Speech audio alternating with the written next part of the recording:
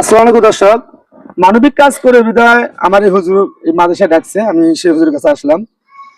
আসসালামু আলাইকুম। ওয়ালাইকুম আসসালাম। কেমন আছেন? আলহামদুলিল্লাহ। তোমরা সকলে কেমন আছেন? তো হুজুর আমাকে যে ডাকছিলেন, একটু কিছু বলবেন, বলেন। আপনার মাধ্যমে আপনার দর্শকদেরকে বলতে চাই যে যেহেতু আপনি মানবিক কাজ করেন, সেই জন্য আপনাকে আমাদের মাদ্রাসার মধ্যে ডাকা। আমাদের মাদ্রাসা একেবারে সুন্দরগঞ্জ থানার নদীর ধারে, নদীর কিনারার পাশে আমাদের মাদ্রাসাটা অবস্থিত। এই মাদ্রাসার মধ্যে আমাদের গ্রামের মধ্যে লোডশেডিং খুব বেশি হয়। আমাদের বাচ্চারা কোরআন শরীফ পড়তে পারে না কারেন্ট না থাকলে। এই জন্য আমাদের মাদ্রাসায় সৌর বিদ্যুৎ বা আইপিএস যে কোনো একটা প্রয়োজন। এই জন্য আপনাকে ডাকা যে আপনার মাধ্যমে যদি আমরা আইপিএস অথবা সৌর বিদ্যুৎ কেউ যদি পুরোটাই দিতে পারে আলহামদুলিল্লাহ, যদি নাও দিতে পারে কিছু সহযোগিতা করলে আমরা কিছু টাকা ব্যবস্থা করে আমরা কিনে নিতে পারতাম। দেশ ও বিদেশ যে যেখানে থেকে আছেন আমার এই ভিডিও দেখবেন। এখানে অনেক ইতিম বাচ্চা আছে, এখন এই সন্ধ্যার টাইম তো, বাচ্চারা এখন বাড়িতে আছে।